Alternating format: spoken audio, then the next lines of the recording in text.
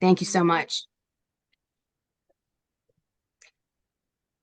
Welcome all again. My name is Sarah Redden. Thank you for joining us this evening for the last webinar of 2023. Next slide. During this webinar, we're just going to ask that you keep yourselves muted and turn off your camera if you're walking around. Please use the chat function if you need to ask any questions or need help during this program. This is being recorded, so please turn off your cameras if you do not wish to be shown at this time. There I am among all the wonderful folks that I get to work with. There's my contact information for folks in the greater DMV area. And outside, if you need any help with the Learning Labs or Faithful Green Leaders training program, please feel free to reach out. And next, let's take a quick look at the lineup. We're going to go over a land acknowledgement and an opening reflection. We'll look at our sponsors, partners, and funders. And then we'll look at the screening of a plastic wave and get a chance to meet our panelists. We'll also have an in-depth discussion and some Q&A with a closing prayer.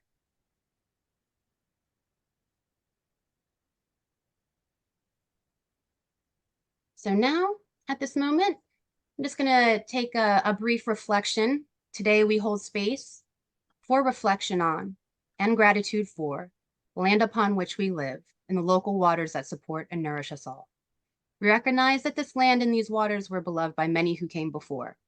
We reflect together as people of faith in response to the calling of our hearts, to come alongside the original stewards of this land and these waters that sustain us all. We seek to change the narrative of this story, our story, towards one of harmony with the gifts of creation and all living beings. We ask you to honor and learn from their intimate connection, love, and appreciation of these sacred lands and waters. And we're going to share a link with you where you can take a look at some of the original stewards of this land.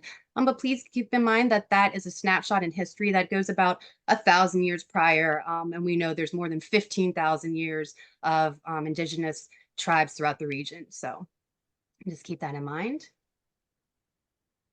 Next, I love this prayer. This is a wonderful prayer for this particular topic. And please join me if you want while muted. I vow to myself and to each of you to commit myself daily to the healing of our world and the welfare of all beings, to live on earth more lightly and less violently in the foods, products, and energy I consume, to draw strength and guidance from the living earth, the ancestors, future generations, and my brothers and sisters of all species, to support others in our work for the world and to ask for help when I need it, to pursue a daily practice that clarifies my mind, strengthens my heart, and supports me in observing these vows. Thank you for taking that moment of reflection. We just, again, want to do a quick thank you to all of our sponsors who make this work possible. And next slide. I want to just talk about real quickly IPC for the new folks in the room. You know, we're just a connector organization. So think of us as folks to connect you to different technical partners and government opportunities. Next slide. Let's briefly go over our congregation pledge. That's a neat little map that shows all the congregations that have already joined this growing movement, and we can give you some more information and links if you haven't already signed the pledge. We hope you'll join us. Next, just want to give a quick reminder to the next Faithful Green Leaders training that's coming up in March 2024. So stay tuned. And then last but not least, we have many available resources. It's one way to continually stay connected with us. And go to the next slide. I believe we're going to stop share. Sorry, actually, yeah, stop share right now, and then we can begin the screening. Thank you so much, Rebecca. I've seen a huge increase in the amount of plastic on a daily basis. Can we turn the volume up just a little bit? Sure. I don't really want my kids to grow up having to beach clean every day.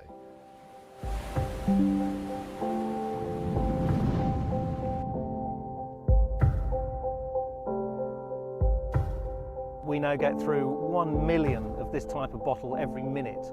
In that circle is a microplastic. Today, India produces almost 5.6 million tons of plastic annually.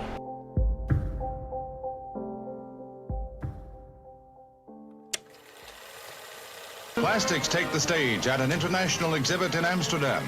The ingenious alchemy of coal and oil provides the material. Ingenious machinery presses and stamps and molds the material into a wide variety of products, articles for household use, as well as tools for industry. The horizons of plastic are lengthening and strengthening, too.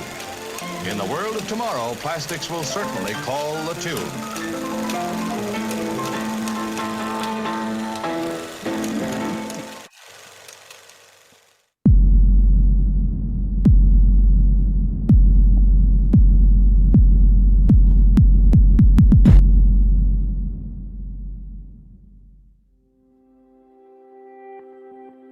So my name's Dave Muir. I'm a surf school owner, a surf shop owner, a surfer and a father of two. I'm here today at Sutton Cove, which is my home, where I work. It's considered my garden, my life, and everything that I do is basically around the ocean here. Right, keep those legs up, those knees up. So behind me is my home on the cliffs of Gwenver. I'm fortunate enough every day to go and surf down there. I teach on this beach, and the surf school I've been running for 15 years here. Really, really lucky to have the opportunity to kind of live in Cornwall and be passionate about where I am.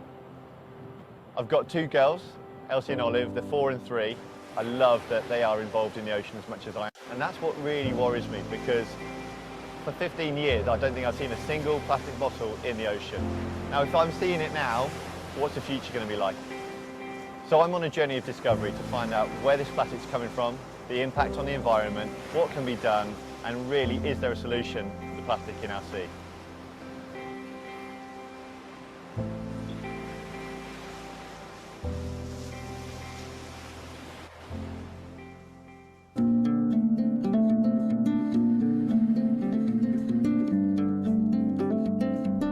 So I'm really excited. I'm on my way to see David Santillo, Senior Research Scientist at Greenpeace. He's based at the University of Exeter, and I've brought some plastics along to find out if you can help me a bit about them, tell me a bit more about the properties of the plastics, and really, more importantly, the issue of plastic in the ocean.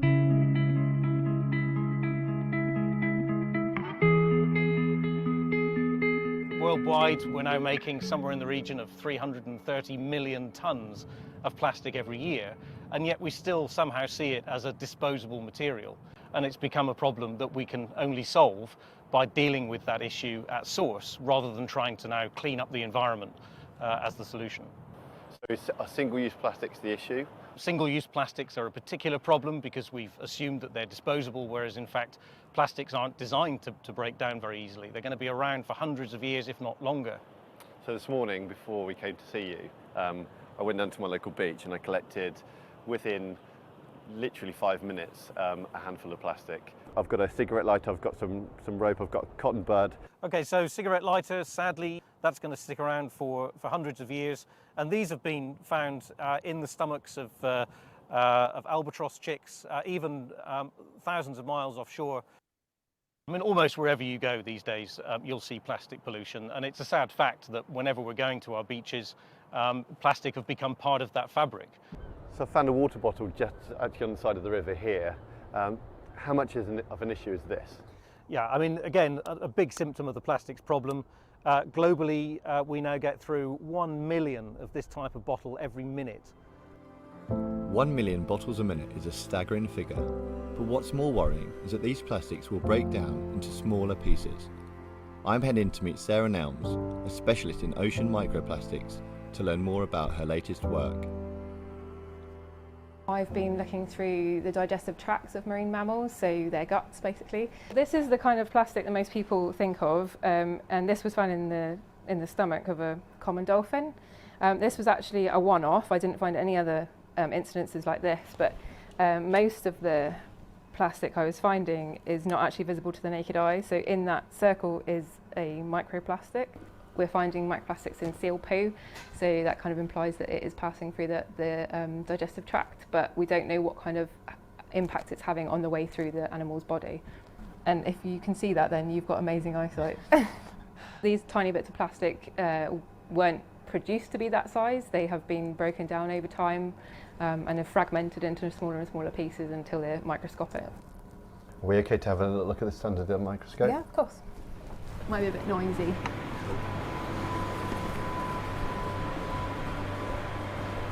Okay. So what are we looking at here? So this is your microplastic. It's under a microscope, so you can actually see it now. And this is a particle that's called low-density polyethylene, and it's the kind of plastic that we use widely in making carrier bags. So what was found in the seal poo that you described earlier on is likely to have come from a carrier bag, or carrier bag potentially, or some kind of plastic container. Yeah. So what concerns me more is bigger things that I'll pick up on the beach are things I'm able to remove, and they're probably not as dangerous as the kind of things you're collecting here.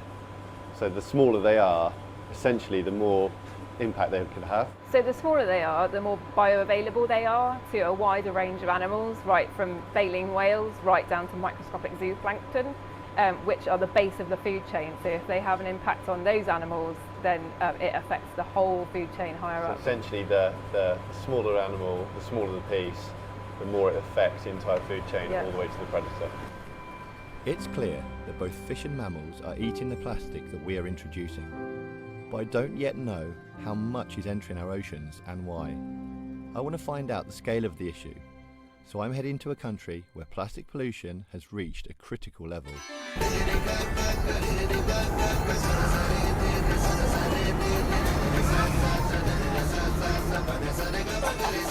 Welcome to Mumbai, the gateway of India, home to over 20 million people, making this one of the most densely populated cities on the planet. This is the first leg of my journey, and I'm off to meet my first family, the Chembo family, living on a drain right next to plastic.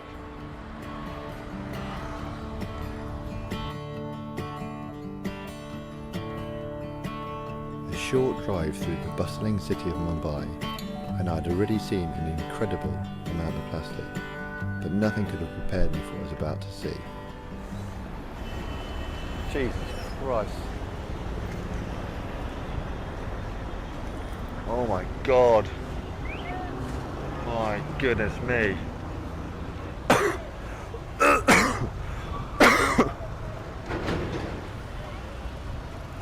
Oh. That is like in the back of my throat. As you see, the plastic literally is coming out of the drain. The water's followed the plastic. The heat, the smell, oh my God, the smell is just... Like I've travelled, I've seen some bits, but this is mind-blowing. This is the reason why we've come to India, to see plastic from houses straight into the river. The river flows south to the sea, and there's plastic. You can see it making its way south. It's plain as day. It's stinking, it's horrible, but it's just so heartbreaking. Little did I know, I'm about to meet a family living just a stone's throw away from where I'm stood. So we've got grandchildren, children, I'm being smiled at from all angles over here, like beautiful little faces. And this, to me, where I live, I have an ocean that I can go and swim in. Wouldn't this be nice if this was a river that they could play in and they could kind of, could swim in the water? Obviously that's not the case. मिलेगा तो चाहिए ना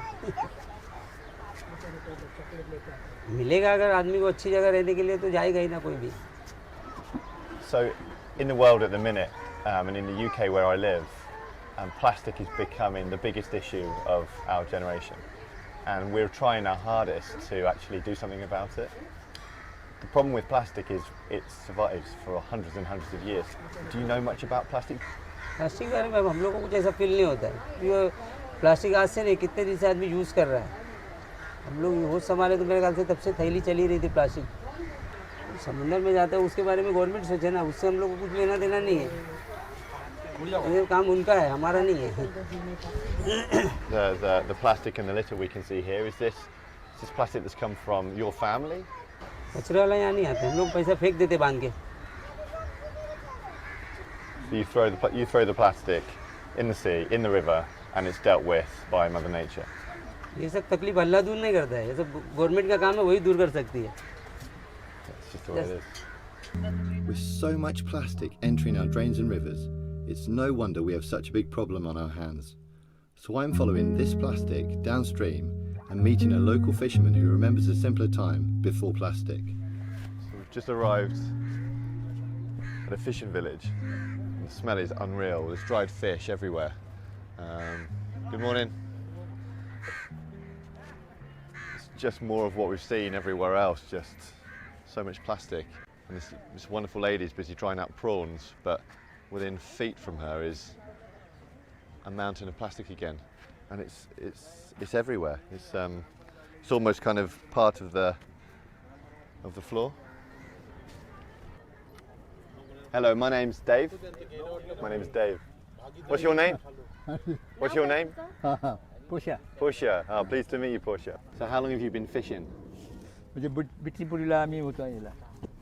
With all this plastic, has it always been like this?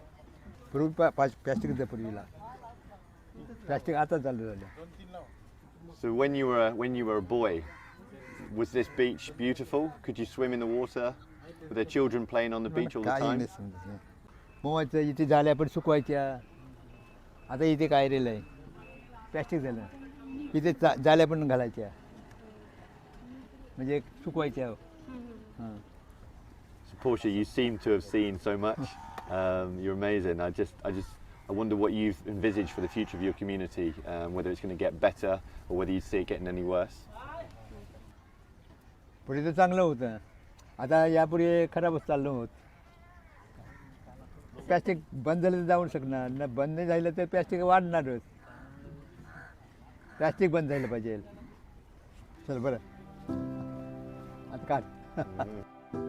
As the sun sets, I'm really starting to feel for this community. I'm just glad that there's a ray of hope out there fighting for these people. So Chini, you've brought me here to Dadar Beach. Tell me a little bit about Beach Warriors. Beach Warriors is my team which is working for cleaning Dadar and Prabhadevi Beach since last 8 months. So last Sunday we have completed 35 weeks of Dadar Prabhadevi Beach cleanup. Really? No one is bothered to look at this beach because it was a garbage dumping ground.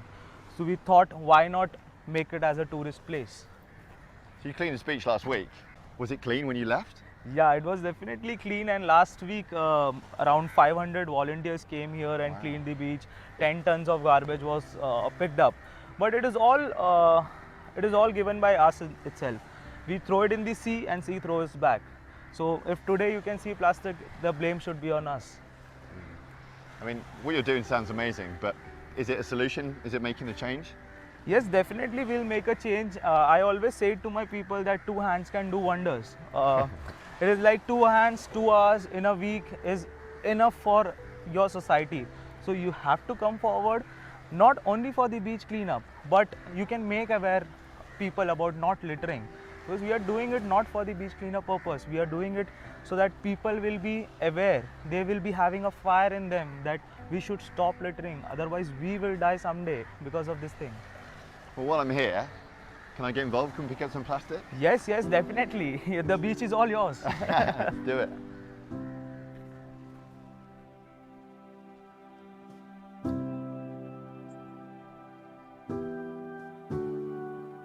I mean, this is so heartbreaking. To see this much plastic on a beach like this is crazy, and for you to be doing it day in, day out, I mean, you've obviously made this, you know, a job. You've created something here, and I know you're doing it out of the goodness of your own heart, but it just seems like we're going to be doing this together. Now, we're a generation that has to make a difference.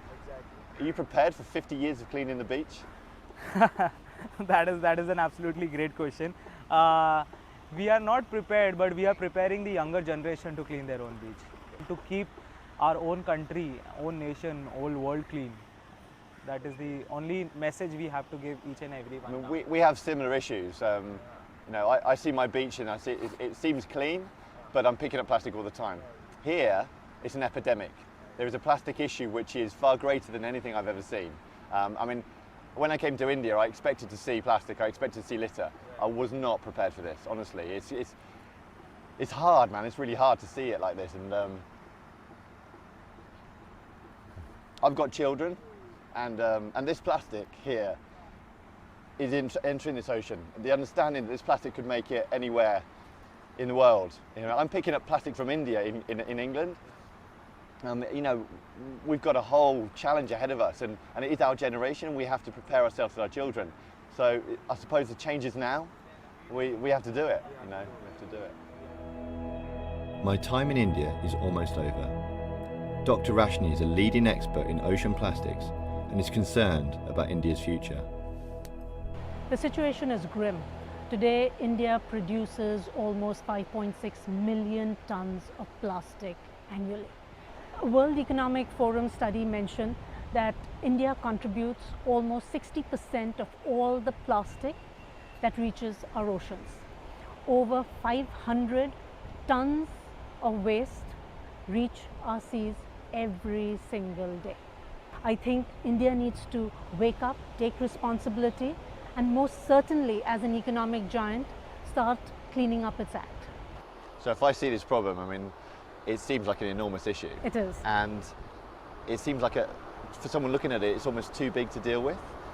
How can we deal with it in smaller bite-sized chunks? Most of our beaches in Mumbai are cleaned every morning. But if you have a look, within half a tide, the ocean has just spewed everything right back. Because the volumes of waste and plastic that are in our oceans is enormous.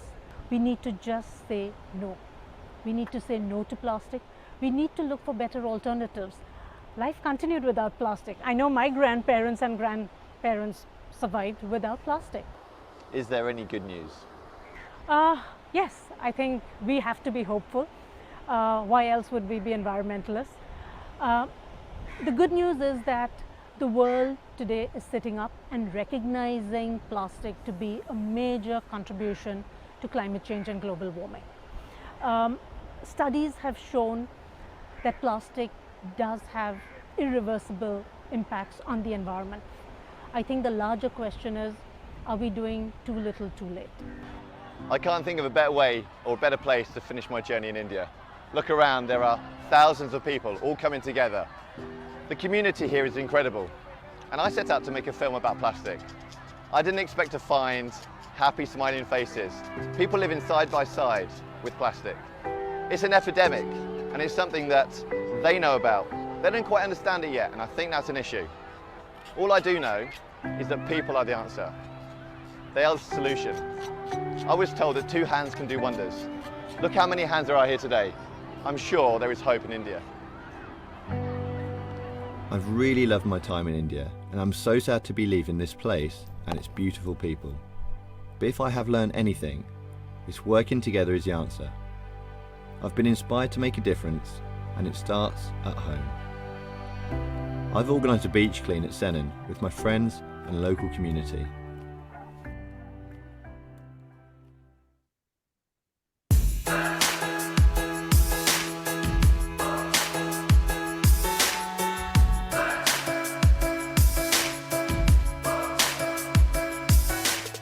For me, today is about community. There are 4 R's: refuse, reuse, refill, recycle.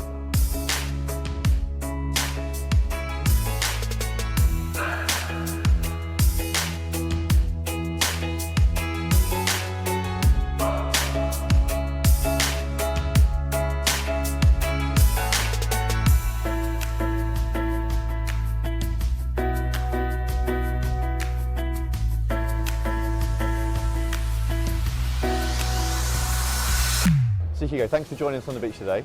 I'm coming to the end of a bit of a journey. I've been filming this documentary, I've done a bit of travelling now, and I've learnt a lot on my way. My worry is what's next and what's been done to kind of correct everything I've been seeing.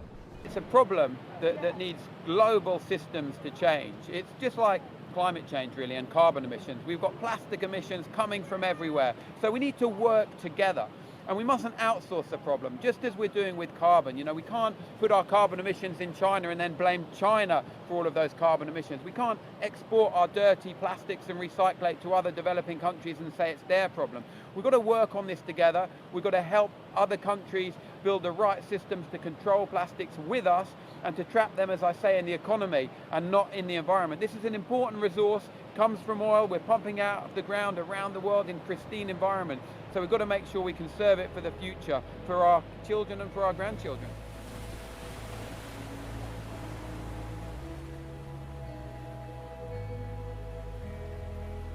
So I've come to the end of my journey and I've learned so much about plastic. Today we've had 200 people on the beach picking up plastic and a huge difference has been made. The community have come together and I'm so grateful for the amount of work that everyone's doing. I will still be finding plastic on the beach every single day, and it's not going to stop me on my plight to find plastic with my children and my family.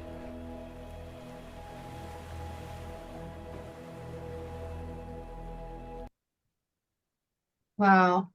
I have seen that film a couple times, and I know it's a very short, impactful film. And I just want to share, bear in mind this was produced in 2018, right? And so we wanted to cut it a little bit short because there's a statistic about how much plastic by the tons have entered in our waterways by the end of, you watching the film. So within the last 5 years, there's been a multitude of studies conducted to try to quantify an accurate number, right? Conservative estimates say around 33 billion pounds per year. And I just cannot think of that number. That is actually leading to a prediction that by 2050, there'll be more plastic in the ocean than fish. And I'm sure many who are joining me this evening may know about that, right? And so we're very concerned. I have children too. I constantly think about that.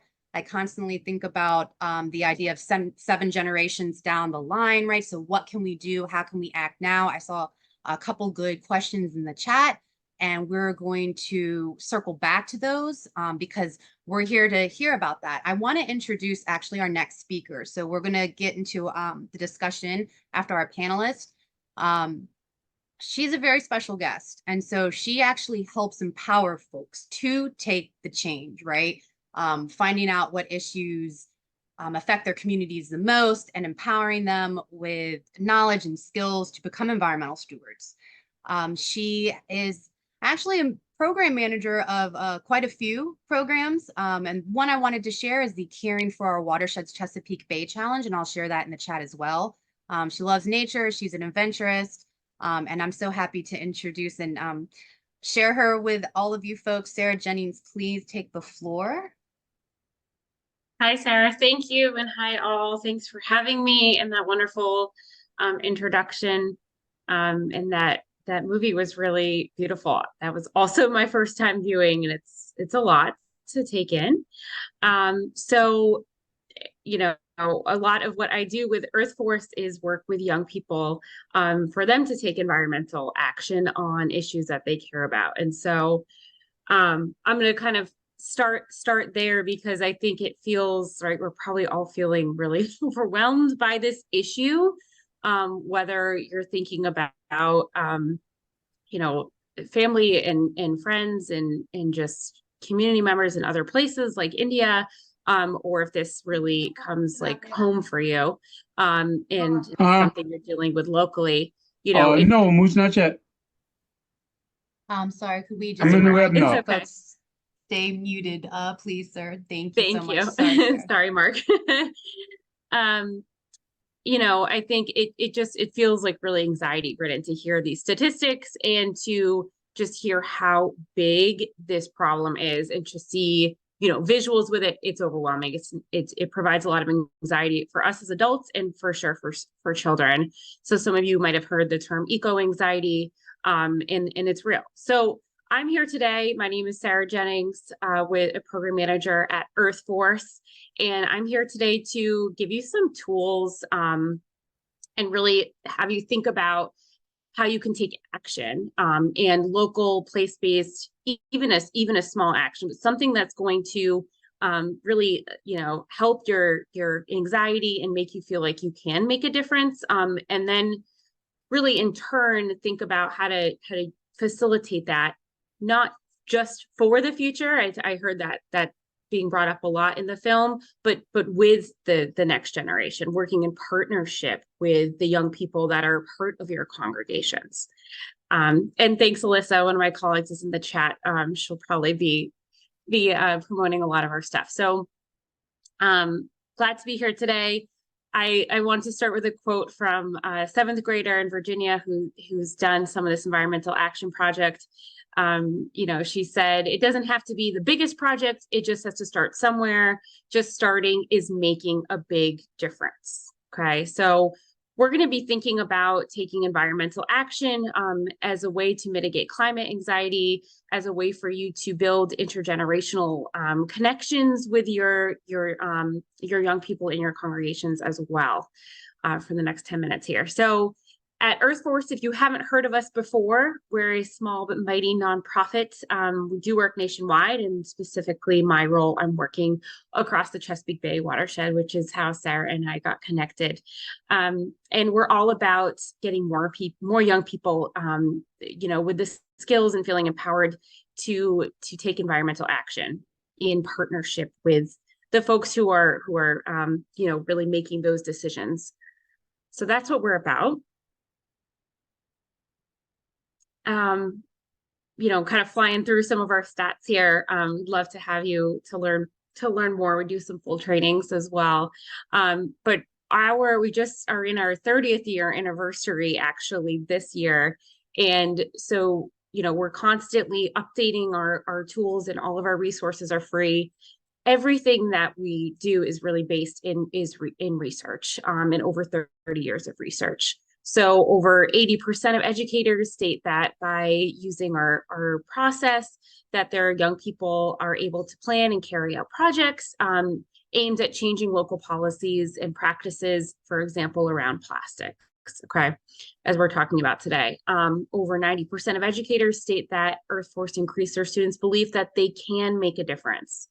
So much about this is an orientation shift, right? We're feeling overwhelmed, we're feeling burdened, we're feeling anxious, don't know how to move forward. So just that belief that we can make a difference and instilling that in our young people, that's going to lead us in a sustainable future. And then that last statistic of you know, 76% of students plan to get involved in community projects, not just now, but will continue in the future as well.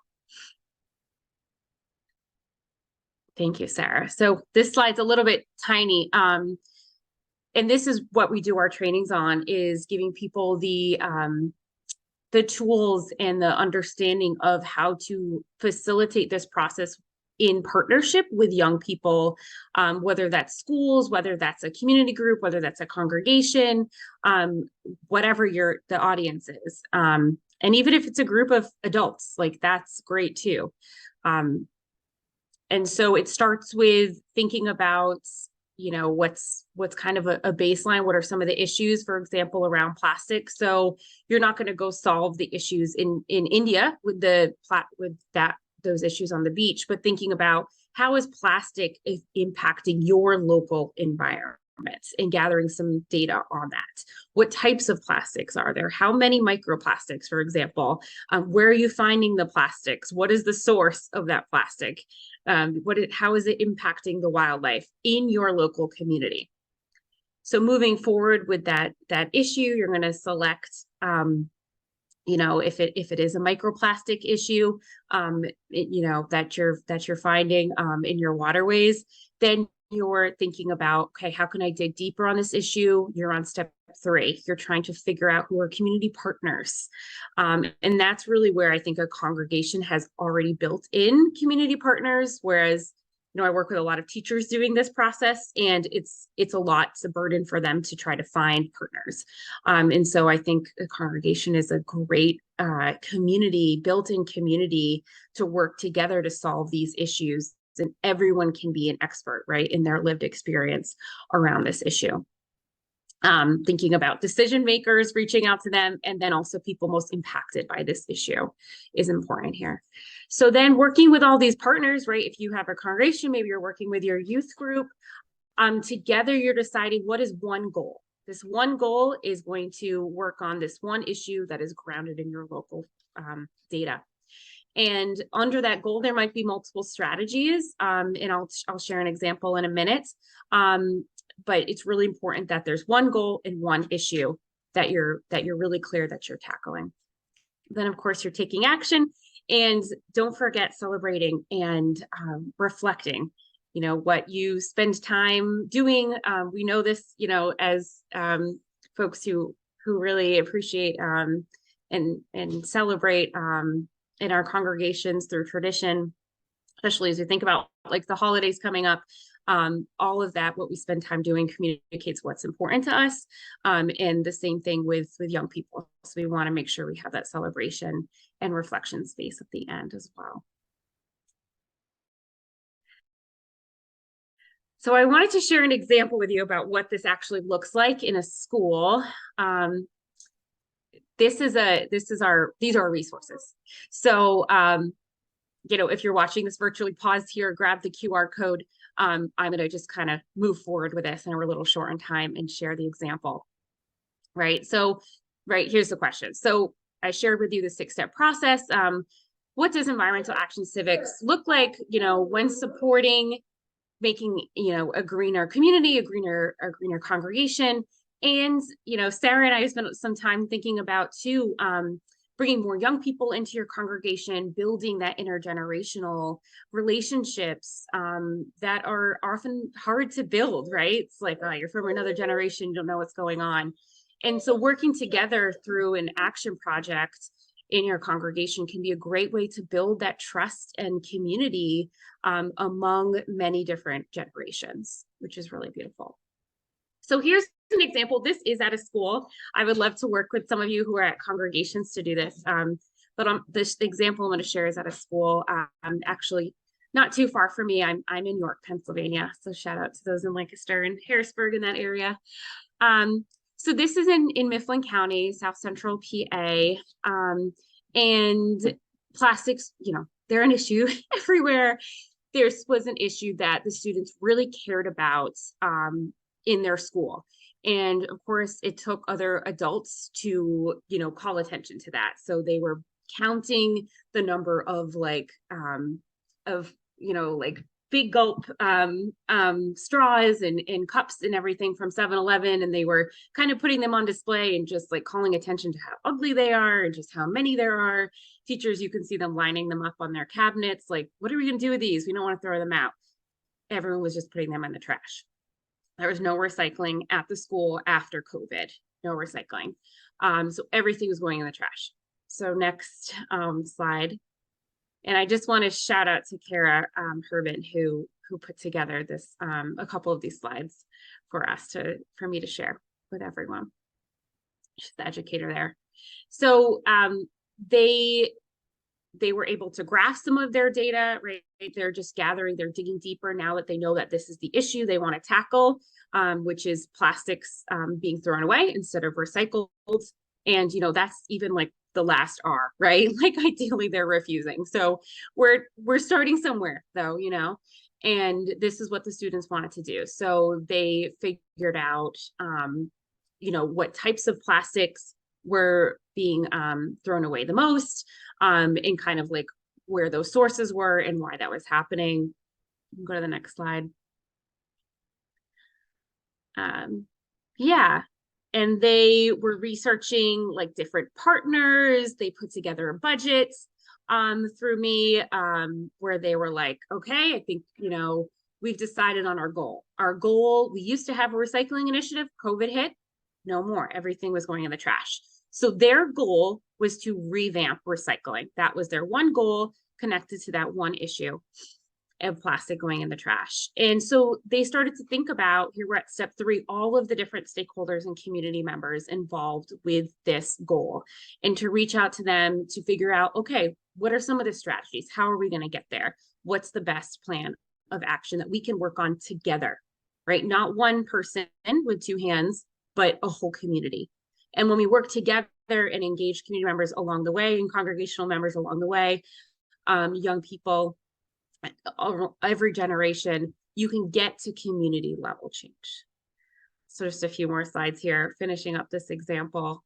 And so, you know, at Earth Force, we talk a lot about civic action. So one of the strategies that is proven to really give young people the sense of feeling empowered and that they've made a sustainable and meaningful, long-lasting change is that they're working with decision makers, and that's your green leaders, right? Your congregation leaders, So young people are working together with these decision makers to ask for the change that they wish to see. So in this example, the young people asked their principal, they asked the facilities and sustainability manager of the school district if they could restart this initiative, right? Restart recycling. Okay, we need to get the recycling truck to pick up. We need to get bins.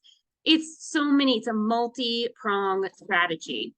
And one of those key pieces is the civic action. So asking for the change can be like asking for permission, or can more be like advocating, depending on how far you need to go of that policy or practice. So here's them, they got their, this is one of their strategies, right? They're putting recycling bins in all of their classrooms, they're decorating them, they're teaching people what goes in there, what types of plastics, right? What numbers and things like that. And so they're at the step 5, right? Taking action. And then I was able to celebrate with them. They had a good time. I was able to give them some money to do this, and they participated in caring for our watersheds. So we have a virtual showcase and celebration, and they all get gifts, and it's really wonderful. So I wanted to give you that process, let you know that we're here to help support congregations and green leaders, especially working with your youth groups to build that intergenerational partnership and build a greener congregation, right? That's why we're all here. And give not just you, but our young people the tools and the hope and the empowerment to take action now, and the skills to be able to take action in the future and continue as well. So hoping that all those things ripple out to you. Please reach out. My email, I think, is the last slide. We just skip to the last slide. Is right there, sjennings@earthforce.org. We're on Instagram, we're on Facebook, we're on X, Twitter. And just to end with another student quote, oh my gosh, this child is so funny. She said, just don't dig out a 10-foot gaping hole.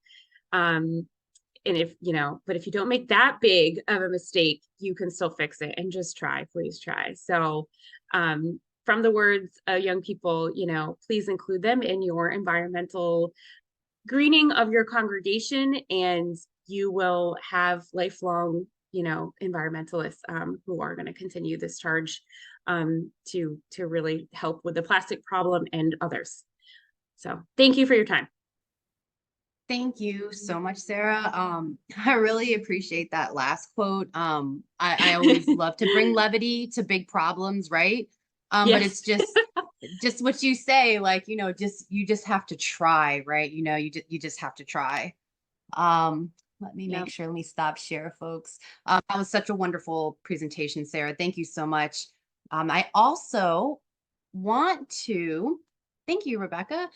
Just give folks a wonderful picture of our close friend over at Adelphi. I'm going to invite Charlie to talk about some wonderful programs that his congregation is doing. They took our Faithful Green Leaders training with us. They've just been continuing to engage their members and their greater community through some of these initiatives. And I'm going to put the link in the chat for what Charlie's going to share with us.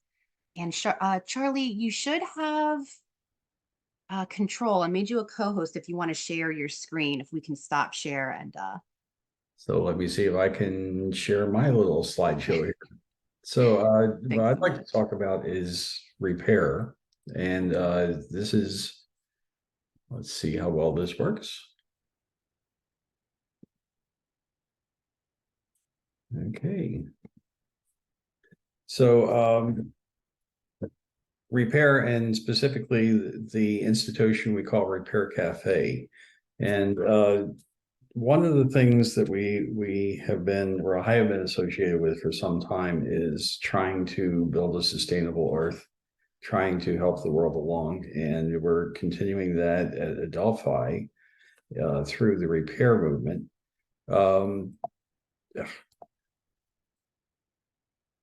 There we go. Okay. Not working the way I expected, but it's working. So the repair movement is something which has become a real hot topic these days. The idea of fighting against planned obsolescence and the throw it away mentality where we just use something and throw it away and buy a new one, use it, throw it away, buy a new one. This is something that we can see in things like the right to repair movement and the extended producer responsibility laws that are taking place in our municipal and state and federal governments and governments around the world.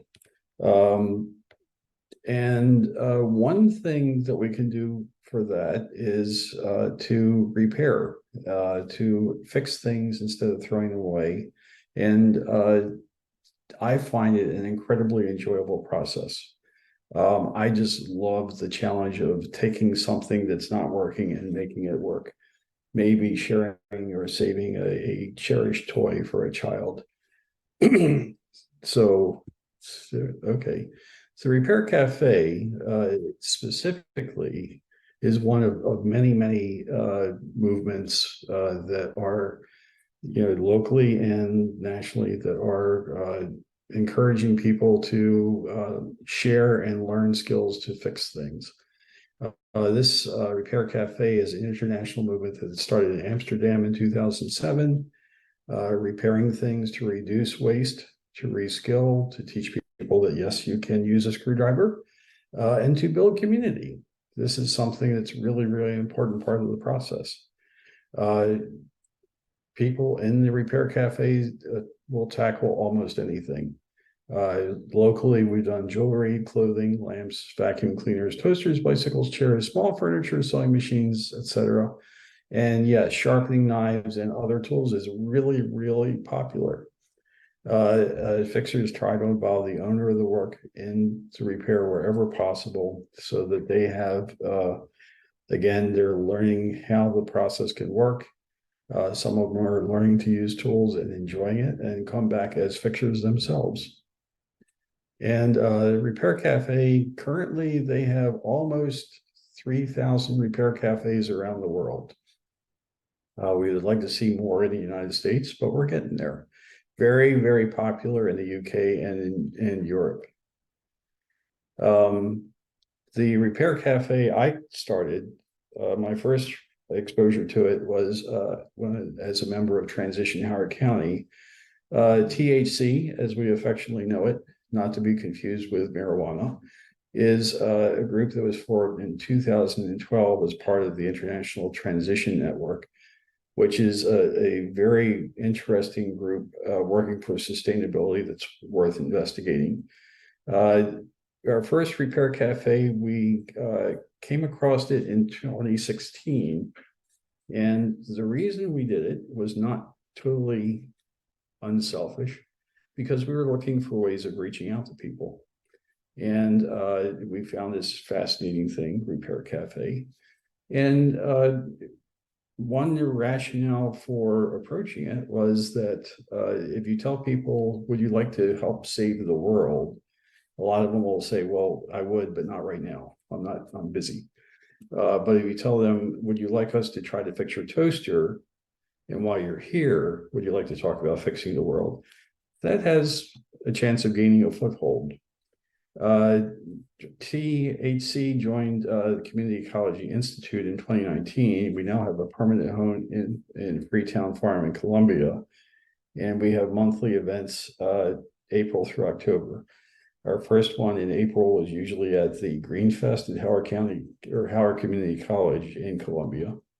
And this is our lovely home in Freetown Farm. Wonderful place to visit if you have the time. Then we said, well, okay, I'm a member of a Delphi Friends meeting, part of their climate action working group, and said, well, this is something we can do here. So again, we decided to give it a shot to encourage people to reduce waste, and again, as a vehicle to reach out to our neighbors to try to build community, because this is something always to to try to get beyond the bounds of our own little meeting house and to actually meet our neighbors. We had our first event on this last year on Earth Day, and it was extremely popular. We had another one in September, and we're planning for at least 2 events a year to come. Our first one next year will be, I believe, April 6th. And everybody is invited if you're in the neighborhood. You don't even have to have something to be fixed. Organizing a repair cafe is really, really easy. All you have to do is find people in your community who can fix things. Doesn't really matter what they fix. Are they sewers? Can they knit? Can they do jewelry? Can they fix bicycles? Do they like to work on bicycle or on toasters or furniture? If you have a skill, there are people that would be willing to have things for you to work on.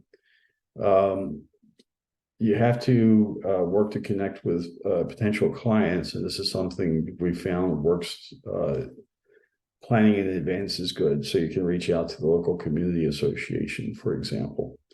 And it's always good to have also additional activities like information tables, demonstrations, food. At Adelphi, we always have a bake sale, which tends to be actually a pretty good fundraiser.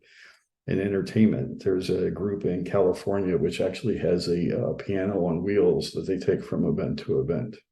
That has to be fun. And one thing I always remember is you have to be having fun. Intentions. So Repair Cafe is, again, an official organization. That name is trademarked. But it's not hard. It's for the grand sum of a little over $50 US. You can, on the website, sign up. And that gives you access to all their resources. And they have all sorts of information about what do you need, what sort of tools do you have. They have PDFs you can download with graphics you can use and signs that you can use. They have books of advice on how to organize different kinds of events. But you don't have to go through them. You can create your own. And there are any number of people. They have fix-it fairs and let's see, repair labs, hubs, fix-it Fridays, make do and mend it circles, restart parties, tool libraries, men's sheds, and fix-it sister sheds, tinkerages, remakers. The list goes on and on. You can create your own if you want. But if you are part of the Repair Cafe movement, that does have the advantage of you also get a website that they supply. You're part of that community. You're a dot on their map. And I usually get, because I'm the point of contact for Adelphi and for Freetown Farm, I usually get several phone calls a year from people who have come across this on that website, the International Repair Cafe website. Good free advertising. I don't know about funding and grant opportunities. There are people who tell me that this is a real thing. That's not my specialty, but I can see how that could work. And you do have to have, again, you have to make it fun. I had to throw this in. We really get people who have no idea how a screwdriver works. We have people who don't have any idea that their vacuum cleaner has a filter. Those are the easy fixes. Each one, if you're going to have an event, you have to have ground rules. It can be really simple, though. There's not much to it. All you really need at your facility is if you have tables and chairs and access to electricity, you're good to go. Clients are expected to stay with the repair. They can't say, here it is, we'll come back for it at the end of the day. They have to be there to help, if at all possible, and maybe learn something along the way. Can't guarantee it, but our repair rate is usually pretty good, around 50%, sometimes better. The repairs are always for free, although when we have consumable parts, batteries, sockets for lamps are a typical thing, patches for bike tires. It's nice to be compensated for that, of course, and donations are always appreciated. If you're a fixer, you have the right to say no, and fixers are expected to collaborate among themselves. Don't really care too much for the go-it-alone type of person, and no mansplainers, please. And then fixers, taking things home to complete is not usually encouraged, but it is left to their individual discretion. I have been known to commit that myself. Sometimes I just can't let a project go. So a little bit more, if you're interested in a lot of the details, there is a very good book that was published just recently, Repair Revolution.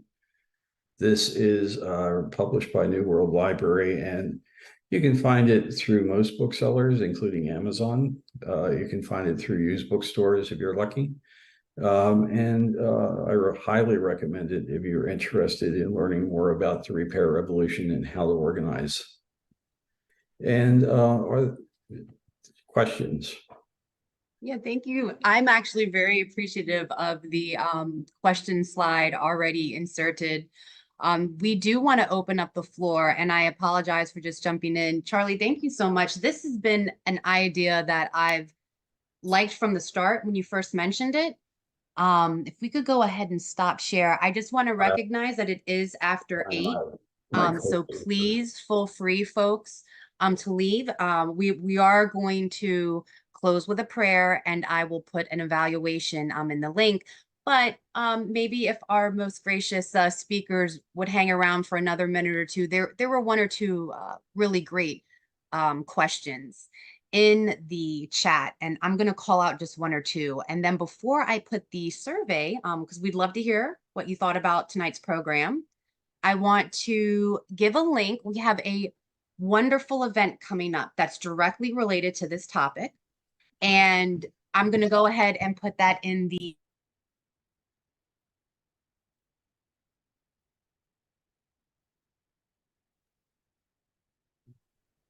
Hey, Sarah, I don't think we can hear you. Yeah, it looks like she might be frozen. So I just shared the link to the Faith and Waters Restoration Summit. I just want to say everybody's welcome. We're going to be gathering to learn more about plastic pollution and several other topics. So join us, and it's going to be a great time. It's going to be next February. Some of you may already know that it's happening, but if you haven't seen our official announcement, just go to the link there and you can register. Thank you so much, Anna. I really appreciate that. I'm a little stuck, folks.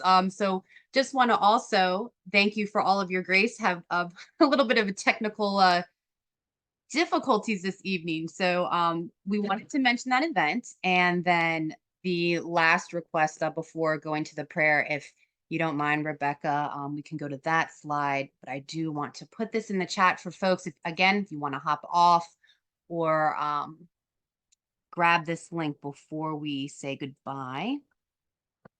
Thank you so much. It's the purple button at the bottom. It's December 23, How to Reduce Your Waste. So we've talked a lot about waste. Sorry, go back one more time. Sorry, yeah, I still want to read it out just briefly, as we've talked so much about waste. You know, this is a wonderful prayer of stewardship. And it's short and sweet. It's from the Anglican Church. Creator God, you formed us from the dust of the earth and reveal your fingerprints in all flesh. Teach us your deep wisdom in the order and beauty of all that you have made. When our care for your creation is found wanting, reprove and reform us so that our footprints may be more gentle on the earth, tending and keeping it as your own handiwork. Amen. Thank you so much, everyone, for joining us. And for folks there are some folks with us. Sarah, Charlie, would you be so gracious to answer 1 or 2 questions? I did see one about the most requested item for the repair cafe, and then a legislation question regarding, like how could we say no?